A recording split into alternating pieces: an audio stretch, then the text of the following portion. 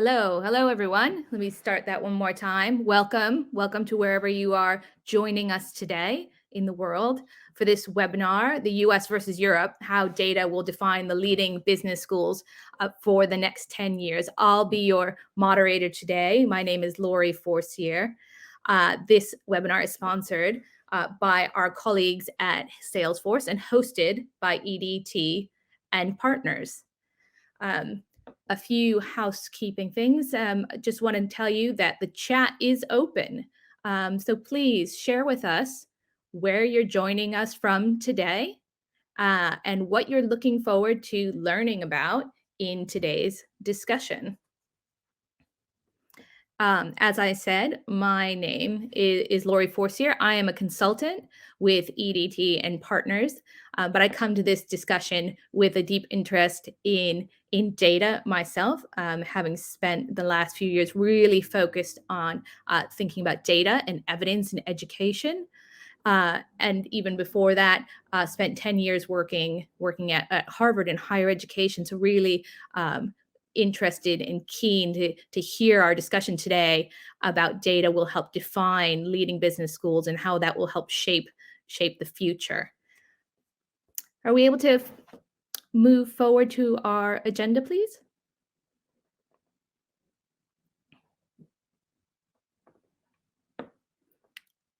Few more slides. Yeah, thank you so much. Today's session will be recorded. I'm sorry, can we go back to the logistics, please?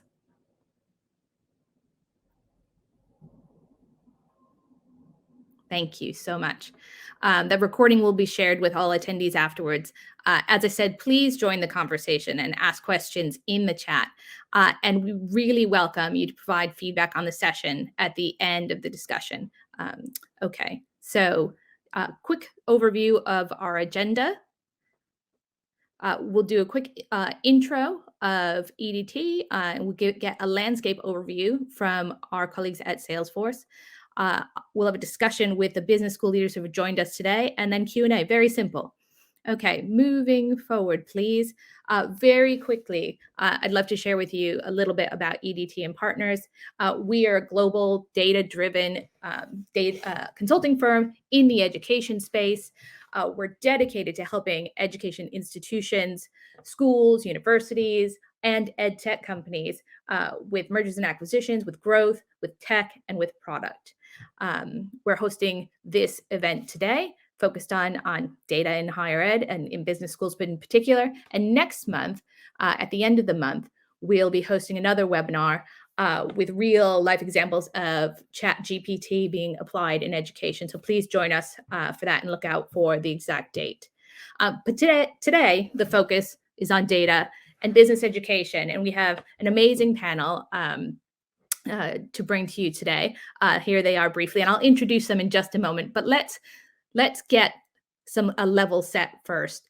I'd like to turn it over to Julio Villalobos from Salesforce, who's joining us. He is a strategic advisor to leaders across higher education and in business education, and he's going to share with us a little bit of data of what they're seeing across the business education segment, and including some data from their most recent Connected Student Report. Yeah, thanks, Laurie, and thanks for inviting us on that session. Yeah, I would love to share some of the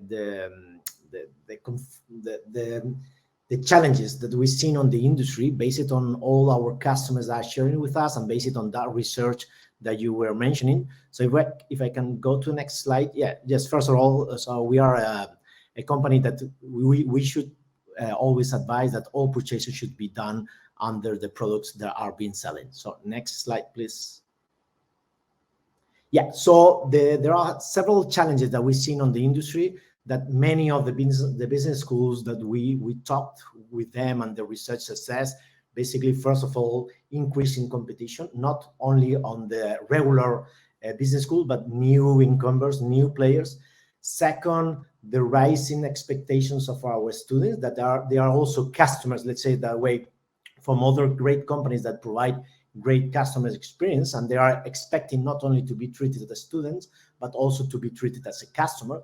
Third one is all the alumni, all the alumni engagement and lifelong learning. So how lifelong learning, it's a reality to stay, and all the relationship with the students. It's not only a one bus stop, but it's a round robin, and how universities and business schools need to deal with that. Fourth is the need of growth in terms of looking forward, new source of revenue, new source of growth, if we should evolve on our business model. And the last one is how we can play on that ecosystem, because rankings are a very important, let's say, marketing tool, and also reputation tool. So how we need to deal with rankings and accreditations as well. So next slide, please. So we, on that research that we did, we really discovered that the great connection between when a student has a great experience and when this student is going to be a proud student that will recommend and will be a part of our recruitment in the future indirectly, and also indirectly a part of the fundraising. So these are directly connected. So next slide. Yeah, and when we do we put ourselves on the dean's mindset. These 4 topics, there were 4 regular topics that are usually coming. So how they create a seamless student experience along all the life cycle, how they realize their internal systems are not optimized and doesn't help to break silos and to provide that end-to-end top experience to their students. Third, how they really understand how to support learners' experience and learners' journey on today's hybrid ecosystem. And finally, how they hope to use technology to provide new revenue ways to generate sustainable models for their business schools. So next, please. And these are very 3 quick examples from 3 very well-known business schools. First one, INSEAD for France, where they integrated all the system they had in Salesforce, and based on that, they connected that to all the marketing and recruitment process on the online programs.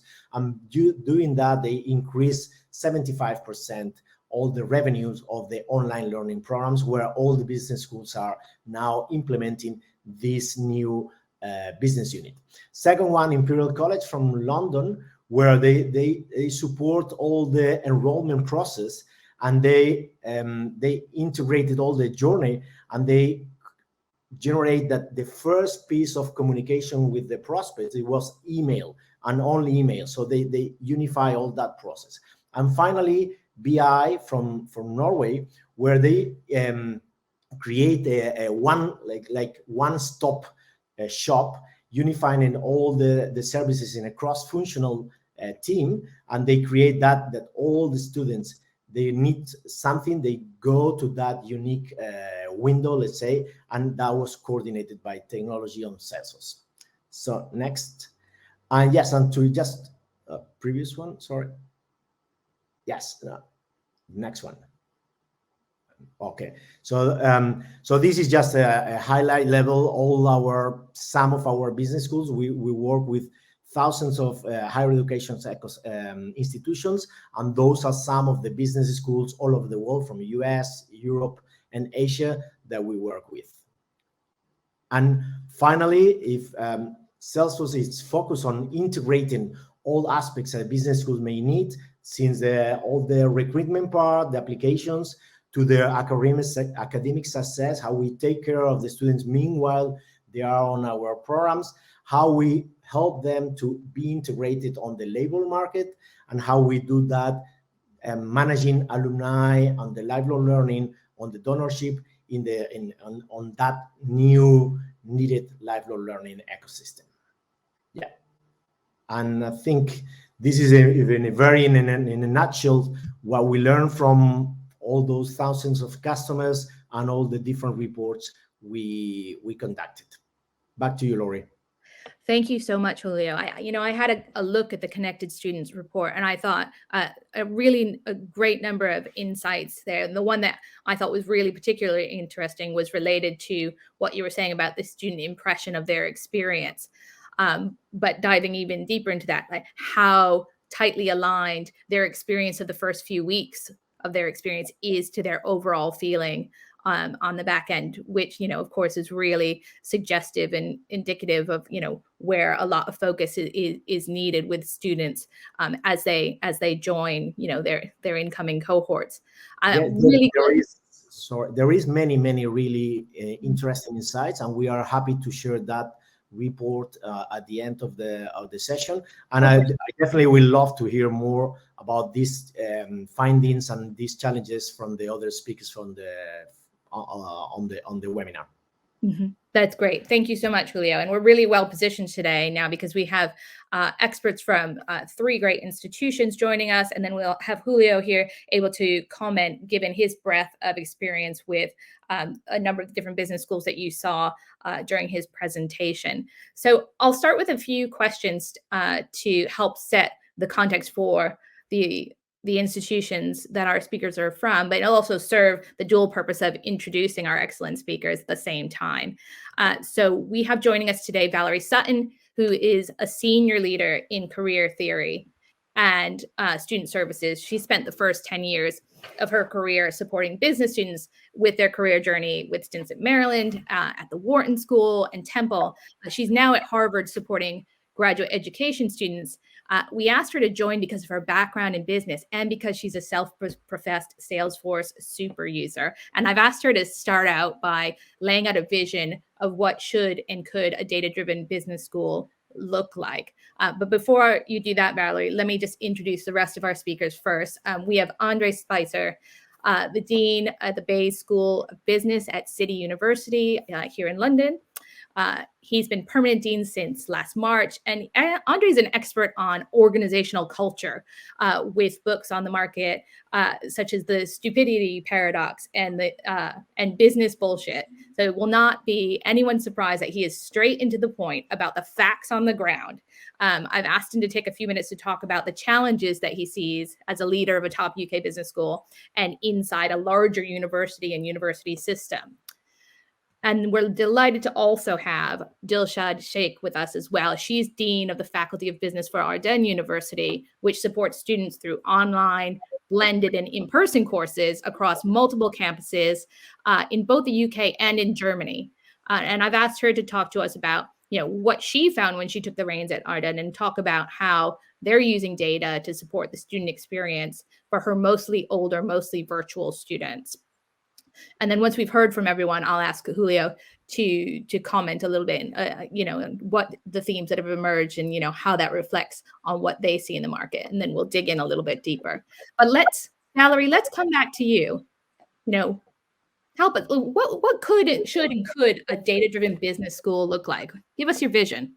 Okay, so here's my vision. So there's really 4 categories. And the first that is most important is your student success, at least to me, because they are coming to business school for their careers. I love the learning aspect. It's good. But bottom line, they want to have success afterwards. And so one of the things that you can do is understand what their career aspirations are, and you can collect this through Salesforce, and then you can tie it to the end result in your graduate plan survey or first destination survey, depending on what you're talking about. And you can actually compare whether they are successful or not in achieving their goals and actually report on this.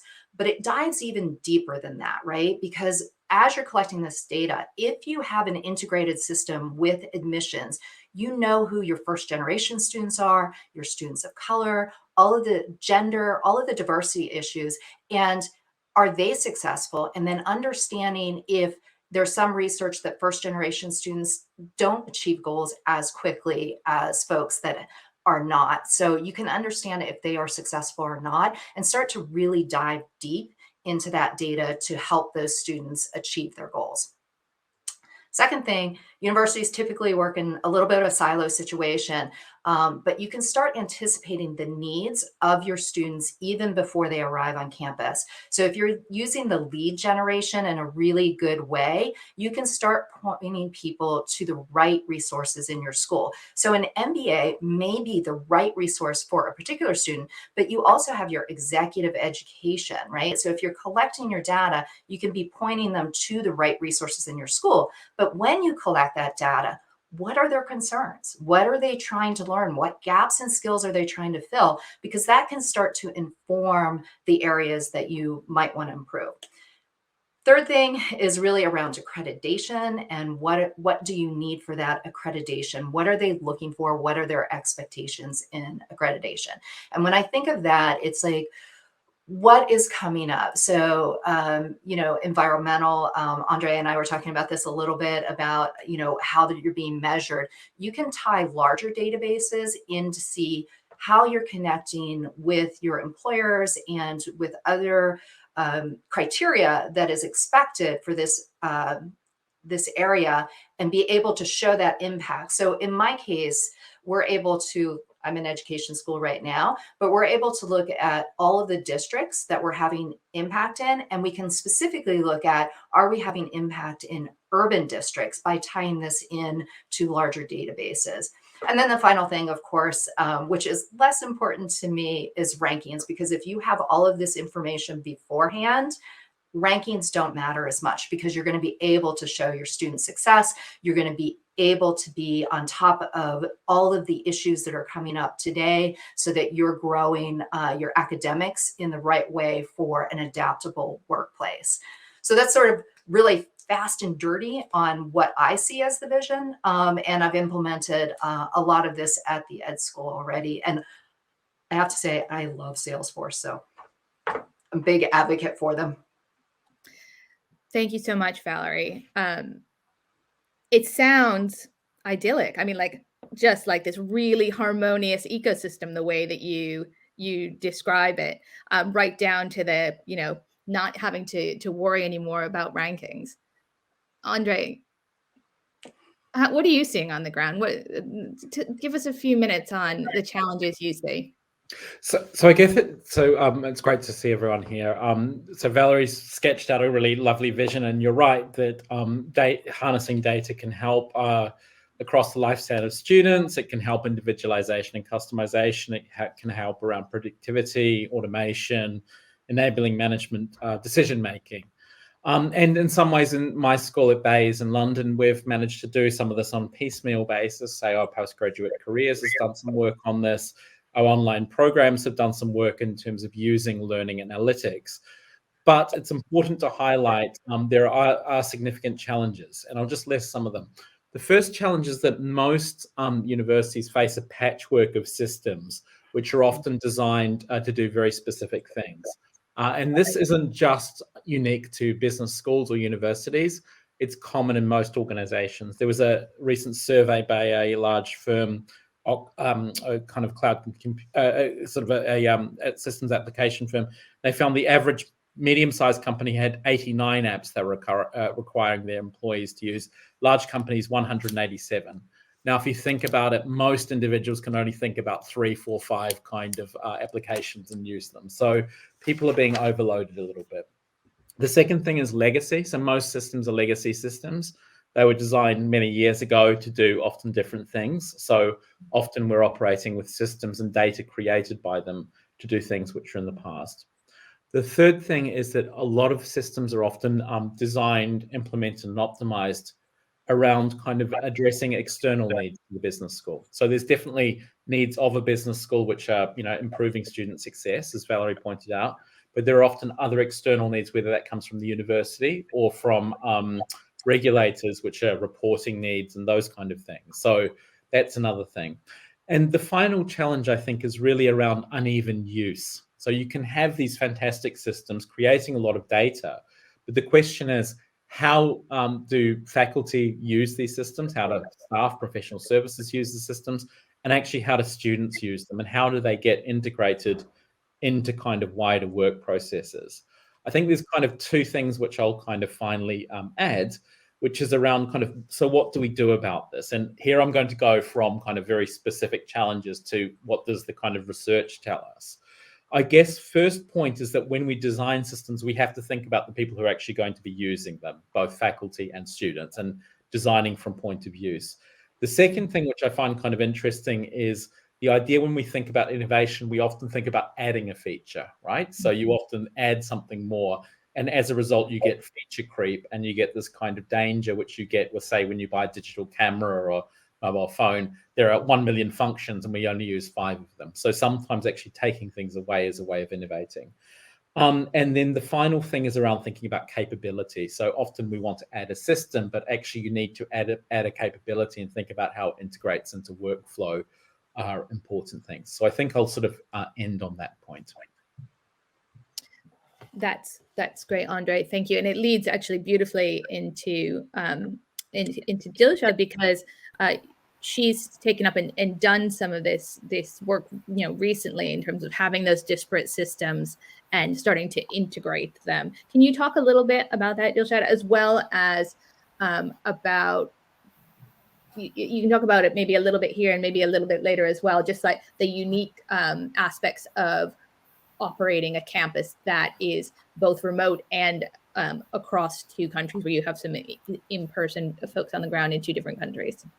Thank you, Laurie. Yes, of course. I think the first thing perhaps to mention is Arden University is quite young. We're only 5 years old, and it was really interesting listening to some of those comments in terms of patchy systems, because traditionally what I'm used to in my previous roles as dean is where I'd press a button and all the data would be there. So the biggest challenges are really in terms of disconnect between different systems globally. Mm-hmm. So we might be using something in the UK, then we're using something else in Berlin, and it's that disconnect initially. So in terms of my role, so I've been at Arden for 2 years now, and obviously the question here today, how data will define business schools. So I can tell you now, without the data, I wouldn't be doing my job effectively, because when you come in as a new dean to a business school, you know absolutely nothing.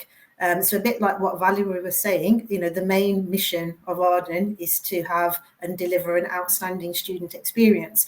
But without data, that's not really possible, because you don't know what the performance of your students is like, what the attendance is like. And then when you have a global presence like we have, so we also have partners in Pakistan, Sharjah, and the US, it becomes even more challenging. So really, we have to start from the basics, and that's exactly what I did, where we started to have data dashboards built specifically for us. So what's now happened is one dashboard doesn't talk to the other dashboard. So really now we tend to get external consultants to help us integrate the systems. But I would say the biggest challenge for me is that disconnect and the patchiness of the data. I think accuracy of data is also really critical, because if the data is not accurate, you're not going to be making the right decisions in terms of strategies for your business school. And what do you think that's down to? Is it the issue that Andre was highlighting around, staff capacity and understanding and, capability to use those systems that's driving the patchiness, or is it something else? I think it would be because we constantly trial new systems. So as Arden, we quote ourselves as the fastest growing university in the UK for 2 years now. So that growth then almost amplifies the IT systems and apps that we then constantly introduce. So before you know it, the IT department's introduced something, the academics have got something else, then we're using simulations. So it's really having that bigger plan in terms of what are we integrating with what, in terms of making sure that we're all singing from the same platforms in terms of data. And then what amplifies that or accentuates that challenge is our international presence. Okay. We've actually had a question from Matthew Wilson, who is asking, what products do your schools use to integrate all of these systems into Salesforce? Or, what are you using to help support that interoperability? I'd love to hear from our business school, from everybody, including Julio, how you're seeing that happen on the ground. I can hop in really quickly because I'm right. So there's 3 platforms that we use through Salesforce. So there's Salesforce Cloud, there's Marketing Cloud, and there's Communities. So it's all under the Salesforce umbrella, but they integrate really well with each other. So within the community, this is where we're collecting the student information on their career interest, their career aspirations, which ties into Marketing Cloud, where we can customize our messaging to our students. So, you know, we're no longer advertising in business school case. If somebody's interested in investment banking, they're not getting all the consulting information, right? Because they don't need it. If they're looking for entrepreneurial things, we're focused on the entrepreneurial there. And then when we tie it into the student success on the Salesforce Cloud platform, that's where we're understanding what messaging they have got. So we use the Salesforce campaigns for that. We also integrated with Calendly so that every time there is a coaching session, they get that gets tracked to their record, so that all of our coaches understand what type of meetings that they've had before, what types of questions they've had before. So that contributes to the student success piece. So I'll leave it at there because I know you're more interested in the business, but I was like, boom, I know, you know, there's ways you can integrate. Would anyone else like to speak to that question?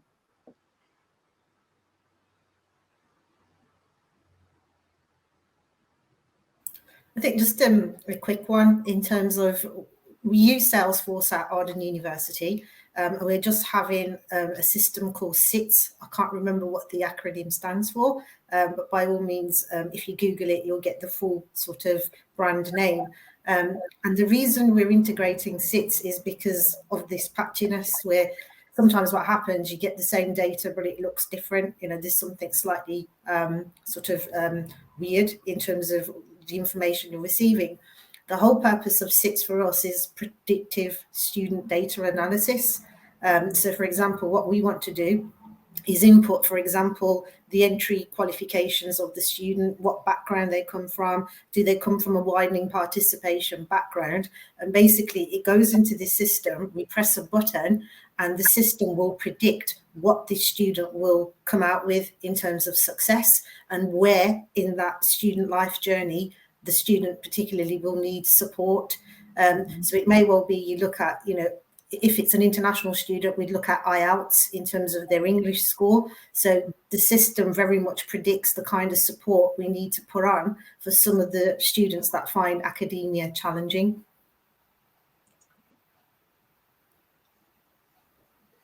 Yeah, Laurie, Yeah, if I may add, I think we all agree that we are in a world where data is it's key. But I mean, you can do a lot of things with the data. You can learn from the past. You can automatize, as we were sharing. You can personalize, which is key to student success, and you can learn and predict how to do things in the future in the way you become more efficiency. But once again, data, you can use correctly data if you have a good data system where you can put all the data inside, and you can trust on the data you have. Because I think it was Valerie mentioning that one of the problems that we all do have in the higher education system, in business schools and in universities, are silos. And silos are the worst enemy of efficiency, of customer success, and to have correct data.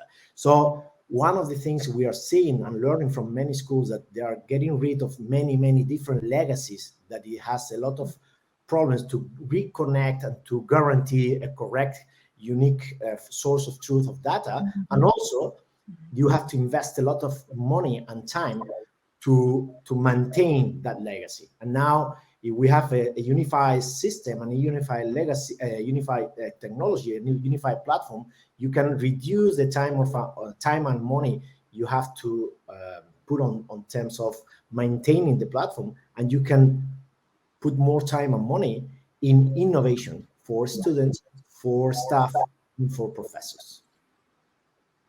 Back to you. We've had a question that's come in that, you know, really does speak to this question of silos, but it's a kind of our continental silos, if you will. Antonio asks, you know, how can we cooperate together, you know, across the US and Europe for achieving better cognitive ability for all of our students of all ages? Now, I imagine, and please, Antonio, correct me if I'm wrong, that this is a question about, how do we share information about how students learn, how well they're doing, using, say, different kinds of technology tools to help improve that experience overall.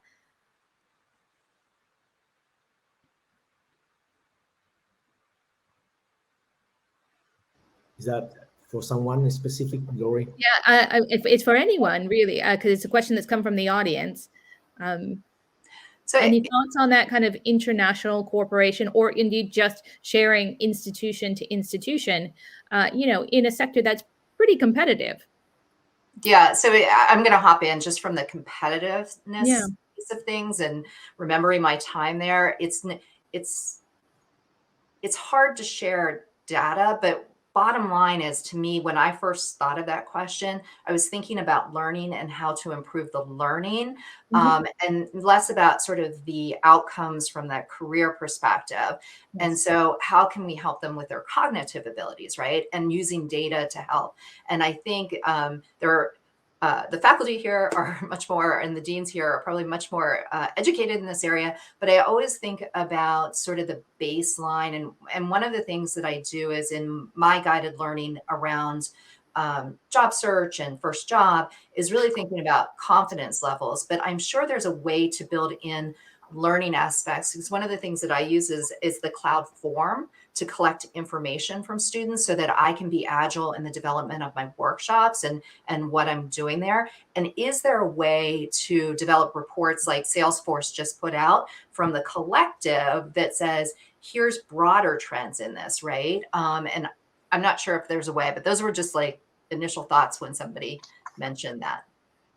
I mean, one thing to just add, I guess, is just more narrowly, I guess there's a lot of potential here for sort of learning analytics. So we use our existing, data we get off our online platform, sort of online student information, not a student information platform, but the thing we use to share materials with students, which is Moodle.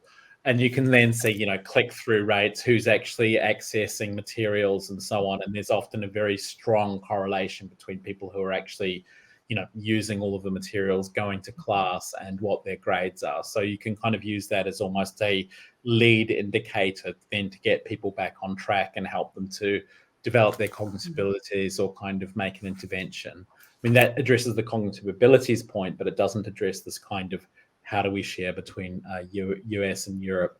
On that second point about sharing between US and Europe, I think, yes, business schools are very competitive, but they also do share a lot of information, information and best practice and so on. So I think it's about often people are willing to share their best practice and what they do sometimes. Yeah.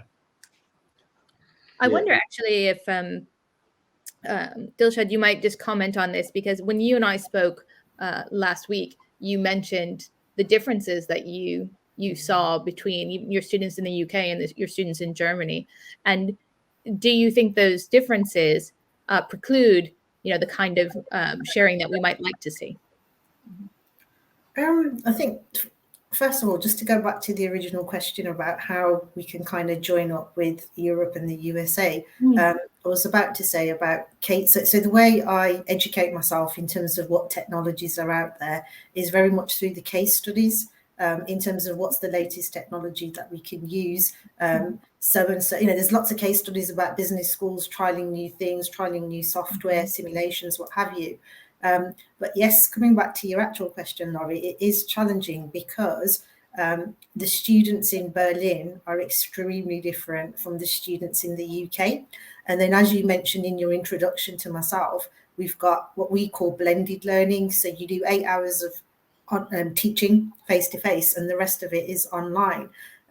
So again, it's quite challenging without a central system, and I mentioned SITs earlier on, in order to actually gauge whether we're moving in the right direction with the data that we have coming into the university. What we tend to do, we have data analysts, as you would in any business school, who constantly clean up the data. So I'd say, again, the biggest difference is with international students, the qualifications or entry criteria that they come to Arden with are very different to UK-based students who, obviously have BAs and what have you. So really it's making sure that the equity aspect, because again, I think data is really useful when it comes to equity. And one of the points I just wanted to highlight, I think Valerie mentioned earlier, when I first joined Arden, I was quite shocked by the attainment gap. So between white students and ethnic minority students. So again, the value of data and analysing and looking at trends, it was really useful for me, because then I devised an inclusive curriculum. So making sure that our assessments, our teaching addresses and aligns with the student body that we have. So the point I'm trying to make there, without the data, without seeing the 38% difference in achievement, although you have the same assessment, the same lecturers, the same everything, I wouldn't have known that was an issue. Yeah, so really an illustration of how you can use data to meet students where they are across different contexts within a country, or indeed across an international context where perhaps their preparation is a little bit less familiar to your staff. Yeah. We have a question that came in from Javier. It's for Valerie. And Valerie, would you just be able to take this one quickly? Yeah. So one of the things you're thinking about is, when you're looking at a small population, how many numbers are needed. But I'm going to bring this out to the larger population, because the reality is when you're looking at specifically career services, and I think this is what it means, right, is that you want to look at how you can scale your services, right? And one of the great things about using Salesforce and integrating the technologies is you have the capability to scale your services and do a lot of the flipped classroom, particularly when it comes down to career decision-making and job search coaching, where you don't need that one-to-one. And it's very expensive on a one-to-one coaching, because the ideal situation, if you are in a one-to-one coaching and you had 50 students and you wanted to really give that customized coaching piece of things, you're probably looking at 50 students of having about 10 coaches on hand for that. So you want to have about 10, and it depends on the years that you have. So if it's a 2-year program versus a 1-year program, so there's a lot of sort of capacity issues in there. Most career services, you're dealing with, so I have about 150 students per coach right now, which is just not the ideal situation for a one-to-one situation. But then if you look at scaling, and then I'm going to take it out to the lifelong learning too, because a lot of schools are saying, hey, come in. We still have the same number of coaches. We still have the same number of teams, but you have this lifelong learning capacity. So you really have to look at scaling for this. But again, with 50 students, and if it's only coaching and there's not really anything else, I would say about 10 staff members just for coaching 50. Okay.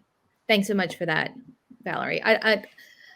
We've heard a little bit already here about, data being used in innovative ways to, solve problems on the ground, from, student dropout prevention, resource optimization, meeting them where they are. From your point of view and, what you're seeing out there in the field, and this is a question for everyone, what are the next boundaries that data-powered initiatives are set to conquer? Is it around program development? Is it around maybe faculty skills matching? More custom interventions, learning outcomes and employability, or something completely different? What are you seeing? Julio, you want to say something? I can share one example that one of our customers did, and I really it looked to me and like very innovative. So basically, obviously, I completely agree with Valerie that on the scale concept in terms of growing revenue, being more efficiency, and providing a better student experience and is basically using data and automation, personalization, and predictability. But one of the things I really like it for me, and it was one of the customers we give an award, is how. So business schools, one of the goals, we have very several mission. One of the goals is to connect with society in terms of to attend to the labor market, not to today's labor market, to the future labor market as well. So they implement technology, Salesforce, using data, and they research what is the labor market in chasing today and the future, and they connect that with the skills that they need to provide to the students and the skills they need to provide to the professors, in order that they are not only caring about that their students will be ready for labor market today, but the students will be ready for the labor market in 5 years, what we like to call to become a future-ready institution. So I really liked that, and I thought it was really a differentiation of the use of technology beyond the usual where we used to focus on recruitment, students' experience, lifelong learning, career services, donorship, etc. This is interesting because when I spoke with Valerie last week, the thing she told me she wanted was something that could tell her the trends in the future, not the trends that have already happened. So it sounds like somebody's really starting to crack that nut. Oh, that's great. I have to hop in because the future of work is really, that's the thing that no one has really gotten. There's a lot of talk about it, a lot of consulting companies working on this, right? But it's really understanding and that adaptability advantage, which if a business school does this right, they're going to be able to adapt and learn and understand what's needed in, say, the next 3 years, next 2 years, be able to be agile and developing some programming around that, right? So if you can get the AI around that really well done, it's going to give you the advantage. Yeah, and just one more thing, a small thing, that I think there is a huge opportunity, based once again using that on top of that, for business school, not only to attend to B2C, to attend to professionals that need to reskill themselves, or students that need to be prepared, but also to B2B. So there are many of thousands of employees on big classical companies that they need to reskill themselves very fast, or they will be out of data very soon. So I think we have an obligation as a business school not only to help individuals, but to help companies to reskill their employees in a scalable and sustainable way. Andre, Dilshad, would you like to come in on this question about what do you see kind of coming down the pipe? Okay, so I'm probably going to be a little bit controversial, if that's okay. And obviously we're talking about augmented artificial intelligence and its use with data and its use in university sort of the life cycle. I think one of the challenges we've had, and I'm speaking from experience, are all these sort of bots where the student can just give or write the title of the essay and all of the work is done. They don't have to do any research. And I think we just need to be careful with how far we take AI, because it can ultimately compromise academic integrity, because obviously it's not the student's work, it's the AI's work. So you might ask me, well, how is Arden challenging that? What are you doing? So one of the big things that I've done since I've been at Arden is we constantly change the assessments, and we've integrated authentic assessment. So what I mean by that is, rather than using existing written reports, we get live clients in. So say, for example, somebody studying digital marketing, we'll get a CEO from a digital marketing agency to set the brief. And the brief will very much be a vodcast or a presentation. So what we're starting to do at Arden is move away from academic report writing, executive summaries, in order to challenge that. And it seems to be having some impact, again, having looked at the data. But I think, AI is brilliant in terms of data analysis, analytics, learning analytics. But I just think, is there a point where it might go too far? Because I've seen on various platforms these sort of AI software programs being advertised to students. And clearly my concern as a dean is the academic integrity is, protected at Arden. Yeah, I love what you had to say about like how you're flipping that already. And I think a number of people are coming to this. We're going to talk a little bit more about this later too, but it's fine to have brought it up now that, that this is what's coming. It's here. And leaving kind of the assessment system as it is sort of at your peril, but being able to use that technology to help perhaps generate any number of potential questions or scenarios could be quite useful to help, as you say, tee up this sort of authentic assessment that is kind of more in the moment and draws on what a student knows. Andre, I know this is something you've been thinking about too. Yeah, so it's a live challenge, I think, for most educators in business schools. How do you challenge the take on the challenge of ChatGPT effectively? And there seems to be two approaches. One is more of a policing approach. You can use the system to police people putting in homework which has been written by ChatGPT. The other approach is more of a using the technology creatively, such as kind of generating new cases, using it to overcome things like the learning doing gap, which is one of the major kind of gaps in learning, which is to think, how do you apply it? How do you use it? But also teaching students how to use this tool effectively, because this will be a tool, or these will be tools which they're going to have to use in their future professional lives. So kind of integrating the use of these tools, not just in terms of generating new content, but also teaching students how they might use it as applied to a particular area, whether that's marketing, accounting, analytics, or whatever. So I think those are two sort of ways forward with the kind of ChatGPT stuff. The other thing which is interesting in terms of next areas, I think, is this kind of integration of learning analytics and making it useful in the actual classroom. So being, who have I got in my classroom? How are they engaging with their materials? And then how do you integrate that into actual teaching? So then the question becomes this kind of skills gap on the one hand, but also what you might call kind of integration of data and decision making into workflow. So if you've got a large class of people, how do you actually integrate that into what you deliver as a lecture, or the kind of learning experiences you deliver? If you have very small groups, it's relatively easy to customize. But if you have very large groups, which is actually the business model of many business schools, how do you use that, and to what extent can you customize? Yeah, and AI is only as good as the input that is put into it, right? So you really have to be conscious about how you're using it and what tools you're using. Yeah. Laurie, very quick, free answering your question, the innovations, very three areas where we see many customers are implementing digitalization as a getting the future ready.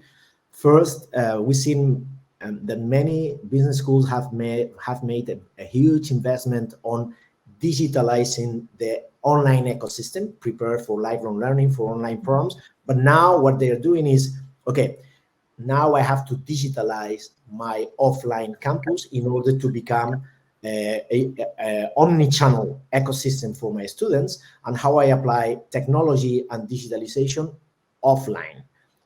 That's one. Second thing that we are seeing that it's a trend, it's how they're becoming sustainability societies or sustainability institutions as a leading example for the society, and how they use technology and data either to implement projects towards that sustainability, carbon zero, etc., and how they track because they have the laws of each country is becoming very, very strict on that, and because it's becoming something that it's connected to their mission and their vision, and it's becoming a marketing issue as well. So then how they track that, and how that they connect those data to the law and to their marketing side and to their own beliefs. And finally, all the advancement, how business schools are connected to the labor market, and how they do respond to that on the lifelong learning, B2B, B2C. These are the three main areas that, beyond the usual suspect that we already mentioned, are these. And the fourth ones are very connected to what Andres said, is how I do apply data and personalize on the learning process. How I do, because everyone is learning in a different speed or in a different way. So how can I offer the best learning experience and the best learning process based on data, doing in a personalized way? Back to you, Laurie. Thank you. I think these are all interesting points. The first one in particular, I just wanted to talk a little bit about because I'm seeing this as well, which is that I think we kind of have an assumption, or we compartmentalize in our minds. We've got our on-campus experience and our off-campus experience. But of course, you're quite right that increasingly, I mean, the way that we live our real lives is through constant use of technology. And it makes sense then that your on-campus experiences would start to leverage those technologies on campus as well, in ways that reflect the way that people live and work, et cetera, et cetera. And so that shift makes a lot of sense to me. Did anyone else want to comment on some of the trends that Julio's seeing? Because I think they're really, really quite interesting. The ESG one in particular, Andre, I was thinking you. Yeah. So I think Julio's right that many business schools have sort of shifted their mission to sort of say, we're trying to create positive social impact. And then the question becomes, how do you evidence that in different ways? So linking with what Valerie was saying earlier, one way in which they can evidence that positive social impact is things like student projects, where they're placing students, when you have placements, when you have kind of the kind of work which students are doing, the background students are coming from, but those kind of things. And increasingly, rankings for business schools are beginning to look at this. So just this year, the Financial Times ranking, one of the major rankings for business schools, has got a component which is ESG. It's fairly soft at the moment. It's like, zero. Do you have a plan to move towards zero carbon? And there's another component to it, and it's 5%, I think. But I could imagine in time, Andrew Jack, who puts that together at the FT, has been thinking about what kind of other data do you need to begin to collect. So currently they collect things like graduate destination and other things, but I'm sure, and international composition of faculty. But I am sure, like in many other sectors, there's going to be a whole slew of kind of ESG analytics which are kind of coming down the pipe. And I could imagine that being a kind of an interesting thing for universities, business schools to track. Which would be if you're using, and Julio, I'll probably call you into this because you know the specific technologies, but there is a way to tie some of the larger databases. So if you're looking at this climate piece of things, what organization, what index is available out there that really grades these organizations, right? And then you can look at within Salesforce, where are your relationships with those organizations? Do you need to build them? And then finally, where your graduates are going, and are they going into these organizations? And there's a way to tie all of this information together and then to build out some really effective dashboards within Salesforce. Yeah, sure. And we purchased a few years ago a very strong visualization of data Tableau company. So that helps to provide the visualization, because data is great to provide automatization, personalization, but if you want to use data to take decisions, you need to have the level of dashboard depending on your level. So it's not the same dashboard that you should provide to a dean, that the dashboard that you should provide to a CMO, that the dashboard that you should provide to an A. So it's different. So, and the level of information and the deepness of it is different. And I want to connect to what Andres said, yes, and that will reconnect with something that Valerie said at the beginning about rankings. And I just going to put it on top of the table as a discussion. From what we see on the industry, rankings are very important for European business schools. And making referring to the title of the session, US versus EMEA, which is not properly versus. I would love to see that what we can learn one from each other. So there are two main different things from both ecosystems. First is rankings. For European business schools, rankings are very, very important, since they don't have the power on branding as the US business schools. So they are very relevant. It's the only tool that they have to compete with such a big names as Harvard, for example. And the second thing, and this is where US is a lot more advanced than Europe, it's on fundraising. So in US, there is a culture or donorship from the students. So that's something, and you can correct me, Valerie, but I think Harvard's endowment's about 30% of the incomes every year. They become from donorship and fundraising. Base cases in Europe, it's 5%. So we have a huge room for improvement in Europe. And once again, we can use data to do that on a B2B with big companies, but also in a B2C with small donors, but a big amount of small donors. I don't know your opinion, Valerie, Andre, and Dilshad, on rankings and on donorship. Yeah, I definitely support what you said. Rankings are really important, specifically in the UK, but also in Europe. And it's really interesting. In order to get or achieve the top 10 business school in the UK, it's the data that you use. So all of the applications that get processed, it's all to do with student outcomes, continuation, progression. But I think it's heritage, it's historical that, for example, in the UK, business schools like to be triple accredited. So, there's Amber accreditation, Equitas, etc. But yes, you're absolutely right. We're very competitive. Who's going to get the next top position? And it's always Oxford and Cambridge anyway. I laugh at that because there's this was way back when I worked at business schools, and I had attended an CSB conference. And there was a study by faculty members, and they took the last 20 years of rankings, and really the top 15 never really changed that much. They moved up or down a little bit, but you might have somebody hop into the 15, but then the next year they were at like number 50.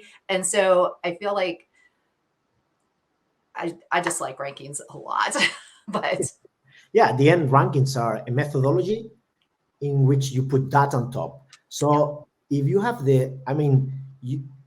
doing the same things right on the business school, depending if you put the data correctly or you put the data incorrectly, your position may change. So at the end, we have to understand the rankings are a methodology in which you put data on. So putting the correct data, it has a lot of connection with the final result, and final results on rankings, at least in Europe, they are directly connected to recruitment and admissions. So this is something that we are working on it, and how we can help with our technology to help business schools and university on that process, which is a very hands-on process. I feel like we could have a whole other discussion that's about rankings and the relative merit of them, because they certainly do influence how institutions behave and how consumers behave as well. But we only have 1 minute left, and I want to do just one quick last round of my last question, which is, what can't you do with your data right now that you wish you could, and why would it matter? Valerie. Future of work. It allows us to be agile and adapt, and there's no real hardcore way of anticipating that. And that's something that I would love to anticipate so that I can help prepare my students to be successful, because I just read a book on this, and technologies can change every 3 to 5 years, and you have to be constantly learning. So what can we do to help that? Okay. Dilshad. I would have to say exactly the same thing, because I think, if we're honest, students don't come to university because they've got nothing better to do. They want to enhance their careers, and they want their aspirations met in terms of their dream job. So something that would help me predict future employment trends, because sometimes you can have a course or a program and within 6 months it becomes outdated because the technology's replaced it. So being able to predict or get insights into future employment and jobs. Okay. Linda says she wants the correct data in her CRM with analytics, with no bias, and good analysis of her non-structured data, which I think is a great wish for everybody. Andre, what would you like to say? So I guess it's about making data useful in people's day-to-day workflow, I think, is the important thing, whether that's faculty members or professional services, in a way which is integrated where they don't have to go to 1 million different things, and actually useful. Julio, any last words? Yeah, very quickly. In the short term, efficiency. We are in a world now in a crisis, so we need to work in a more efficiency way, and technology is a great way to provide that efficiency. Second, how we use technology to be more connected to our society in terms of labor market and connected also to sustainability. On third, internally, how we see as institutions the change management, how we help the institutions, professors, staff, and students to adapt the change management on technology. Because at the end, technology, it's never the goal, but technology is the best and enable that we do have in our hands to provide all these changes that we need to do to become a future-ready institutions. Okay. On that note, apologies for having kept you a few minutes over the hour, but I hope it was worth your time. I want to thank my colleagues at EDT&Partners and at Salesforce for helping us produce this webinar today. And I want to thank Valerie, Andre, Dilshad, and Julio for your time today. Thanks all, and thanks for joining us. Take care. Thank you very much. It's been a pleasure.